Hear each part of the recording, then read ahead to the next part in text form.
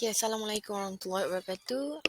Untuk hari ini kita akan sambung chapter 4, bahagian kedua, iaitu kita tengok dulu first kali chapter 4 ni Universal Design. So kita akan pergi kepada dia punya LO macam biasa, learning outcome, organize various styles of interface, interactions of software and hardware products.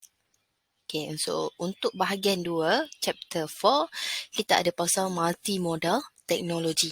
Okay, multimodal teknologi ni, bila dah sebut multi, maksudnya banyak. So, banyak teknologi kita combine dalam satu sistem. Okay, providing access to information through more than one mode of interaction is an important principle of universal design.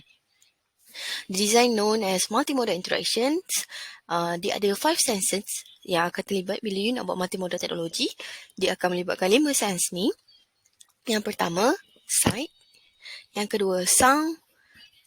Yang ketiga, touch. Yang keempat, taste and smell. Okay, kita pergi dulu yang pertama, sense yang pertama, iaitu sight. Okay, sight is the predominant sense for majority people. Most interactive systems consequently use the visual channel as their primary means of presentations through graphics, text, video and animation. Ini apa benda yang kita nampak lah sebenarnya, sights. Yang kedua, sense. Yang kedua, kita ada sound. Okay, sound dia adalah important channel, keeping us aware of our surrounding, monitoring people and events around us, reacting sudden noises, providing clues and cues that switch our attention from one thing to another, providing emotional effect on us. Contoh dia, music. So, kalau dalam sistem, sound ni kita guna bila? Bila kita klik apa-apa button, kita letakkan bunyi klik. So, bila kita nak delete apa-apa, kita akan keluarkan bunyi yang yang menunjukkan kita dah buang dia dalam dustbin. So, kegunaan soundnya iaitu supaya user lebih alert dengan sistem kita. Okay, yang ketiga, yang kita akan guna, sense yang ketiga adalah touch, sentuhan. Okay, form an interesting part of the operations of many tools. Contohnya cards, musical instruments, pen, anything that require holding or moving. So, dalam sistem kita, holding mouse, holding keyboard, touchpad. So, semuanya itu memerlukan touch. Okay, next kita ada taste and smell. Okay, after less appreciated until they are absent, provide useful information in daily life. Contohnya, kita guna taste and smell ni bila kita nak check makanan.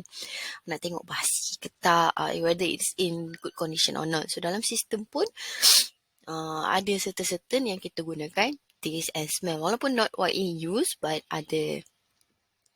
Okay, next. Kita ada alternative mode in HCI. So, berapa alternative mode in HCI? Kita ada 4 alternative mode in HCI. Yang pertama sekali, sound in interface. Yang kedua, touch in interface. Ketiga, handwriting recognition. Yang keempat, kita ada gesture recognition. So, kita akan tengok yang ini satu persatu. First kali kita akan tengok sound in interface. Okay, sound in interface tu macam mana?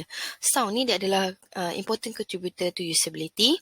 Dia experimental designs, contohnya addition audio, confirmation of mood in form of changes in clicks or reduced error. So, dia tahu dia dah tekan. So, kita setiap kali dia pilih, kita letak bunyi key clicks. So, dia akan alert lah dia dah pilih. Video games, expert tend to score less well when the sound is turned off than when it is on. Sama lah macam you main PES. As example, you main PES bola kan. So, bila you goal akan ada bunyi cheer. Kan? Bila, can you imagine, you main PES tu, you goal, tak ada reaction. Hambar. Sama juga macam sistem you. Okay, dua presentation of information through sound and vision support universal design by enabling access for user with visual and hearing impairment respectively. Okay, to general type of sound interface sama ada dalam bentuk speech or non-speech. So, contoh dia kalau untuk speech, kita ada base word processor, telephone based system, and then kita ada interactive system that give feedback. You boleh tak imagine, you nampak slide saya ni, tapi you tak nampak, you just nampak slide tanpa bunyi. So, you kena baca-bacanya. So, you rasa macam mana? Bosannya. So, sama juga macam sistem you. You kena letak sound supaya user rasa senang nak guna sistem you and dia more alert. Okay, yang kedua, alternative mode yang kita ada, touch in interface. Touch ni is the only sense that can be used to both send and receive information. Contohlah macam phone you. Phone you guna touch kan. So itu adalah contoh yang paling dekat lah. Use of touch in the interface is known as haptic interaction. So you tengah touch phone you tu, itu panggil sebagai haptic interactions. Okay, haptic is a generic term relating to touch, but it can be roughly divided into two areas. First sekali kita ada cutaneous perception, concerned with tactile sensation through skin, and then kita ada kinesthetic. Kinesthetic ni perception of movement and position. Okay, tactile device kita ada electronic braille system, touch braille, yang bila orang yang kurang penglihatan tu dia nak menaik atau dia nak menulis, dia pakai braille. Braille ni yang ada titik-titik timbul tu. Okay, force feedback device in VR equipment. Okay, yang seterusnya kita ada handwriting recognition. Okay, handwriting ni tulisan lah. Natural form of communication using digitalized tablet defined by incorporating a thin screen on top of display the information producing electronic paper. Contoh untuk handwriting recognition kita ada digitalized tablet dengan electronic paper. So kalau you guys tengok ada lecturer dia guna tab tu, itulah handwriting recognition. Bila dia tulis kat situ, appear dekat screen you guys. Itu kita panggil sebagai handwriting recognition. So kalau lecturer tu tulis A, dekat depan tu pun dia akan copy exactly what the lecturer tulis lah. Okay, mode yang keempat, kita ada gesture pergerakan, okay. So, being able to control computer with certain movement of the hand will be advantageous in many situations where there is no possibility of typing. So, contoh, gesture ni, you buat peace ke, apa ke, phone you terbuka. Tu sebagai gesture. Lagi satu, contoh dia, you pakai data glove. So, bila you pakai data glove ni dalam VR selalunya orang akan guna data glove. You fighting ke apa ke, so dia akan ikut movement you, data glove. Okay, and then lagi satu, gesture recognition ni, ada satu teknologi di mana doktor dia tak perlu masuk ke dalam bilik bedah. Dia hanya menggunakan gesture recognition, robot yang ada dalam bilik bedah. Robot tu akan tiru pergerakan tangan dia and apa yang dia buat. So dia tak perlu masuk ke dalam tu. Dia tak payah sterilize diri dia, tak payah apa. Dia duduk di luar dan dia control sahaja menggunakan glove.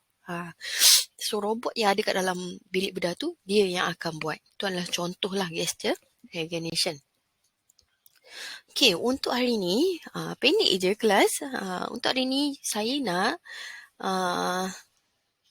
you guys cari example of interface design for alternative mode. So, you carilah. Kalau you tak jumpa, you create your own design yang melibatkan alternative mode ni. Yang ada 4 alternative mode ni. So, saya nak you guys apply these 4 alternative mode in your design and hantar ke dalam CDOS. Dan macam biasa, saya akan letak link di dalam CDOS kat bahagian kelas activity. So, kalau ada apa-apa yang tak faham, apa-apa yang kurang jelas, boleh directly WhatsApp saya.